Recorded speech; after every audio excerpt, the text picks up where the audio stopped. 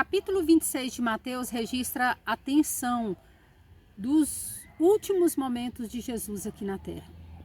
É aqui nesse capítulo que ele começa a revelar o imenso amor que ele tem pela humanidade. Eu convido você a meditar comigo agora nos próximos minutos a respeito desse acontecimento.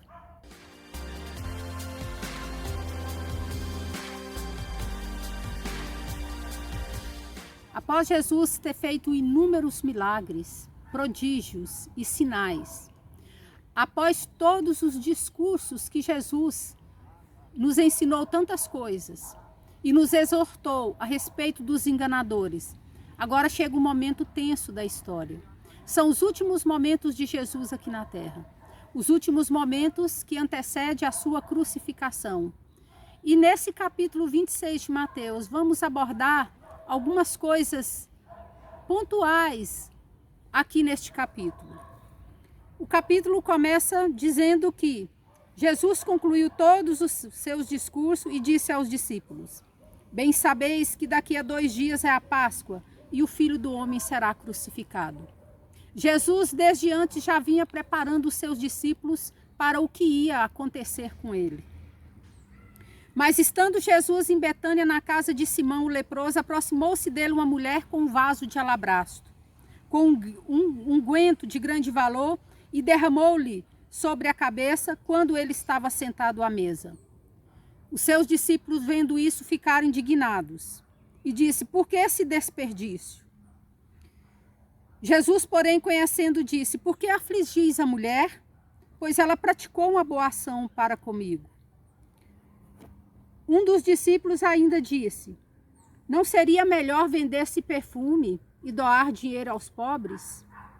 Se existe uma coisa que nunca deixou de acontecer, foi pessoas negligenciarem ajudar o reino de Deus em função dos pobres. Isso é uma verdadeira hipocrisia. Se realmente as pessoas tivessem todo o interesse em ajudar o pobre, ele ajudava independente de estar ajudando o reino de Deus. E o mais interessante é que essa ideia partiu de um traidor. Nós não devemos negligenciar, fazer o que nós sentimos vontades para o reino de Deus, em detrimento a ajudar os pobres.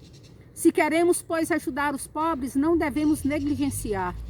Jesus aqui deixou bem explicado: olha, os pobres vocês sempre terão, mas chegará um dia que eu não estarei mais aqui. Quem realmente quer ajudar o pobre, não deixa de ajudar a casa de Deus. Muitas vezes nós vemos as pessoas falando: por que ao invés de entregar o dízimo na igreja, você não doa para os pobres? Muitos outros ainda dizem: o meu dízimo eu dou para os pobres. Saiba que os pobres sempre terão aqui na terra. E o povo de Deus, a casa de Deus, não ficarão aqui para sempre. Nós vemos aqui um dos 12, chamado Judas Iscariote, foi ter com os príncipes do sacerdote.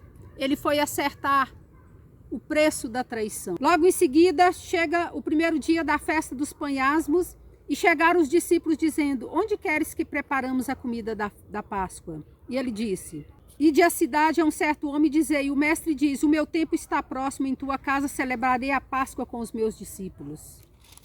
Aqui começa a festa da Páscoa.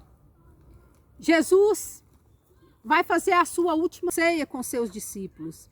Chegou à tarde, assentou à mesa com os 12. Enquanto comia, Jesus falou assim: olha, um de vós há de me trair. Por incrível que pareça, o próprio traidor disse: porventura sou eu? Muitas vezes nós sabemos que estamos errados diante de Deus. Nós muitas vezes temos um coração tão duro de chegarmos para Deus e falar: por acaso eu estou errado? O próprio traidor perguntou para Jesus: porventura sou eu? Nós devemos mais do que nunca ter um coração sincero diante de Deus. Nós não temos ideia de quão severo é o juízo diante daquela pessoa que sabe que está errado e continua cometendo os mesmos erros de forma consciente. Logo em seguida, Jesus disse: Todos vós esta noite vos escandalizareis de mim, porque está escrito: ferirei o pastor e as ovelhas se dispersarão. Mas Pedro respondendo disse-lhe: ainda que todos se escandalizarem em ti, eu nunca me escandalizarei. Disse-lhe Jesus: em verdade eu te digo que nessa mesma noite, antes que o galo cante, 3 vezes me negará. E então Pedro disse: ainda que me seja necessário morrer contigo, eu não te negarei. E todos os discípulos disseram o mesmo. Muitas vezes nós estamos bem espiritualmente, estamos numa fase boa da nossa vida espiritual. E nós temos, às vezes, até o costume de julgar aqueles que estão fracos. E muitas vezes nós dizemos: eu nunca vou cair. Nós devemos ter um coração humilde. Nós devemos ser humildes diante de Deus e reconhecer que nós devemos ter um coração sincero diante de Deus. E sabermos que todos nós estamos sujeitos à queda. É o Senhor quem segura na nossa mão e nos mantém de pé.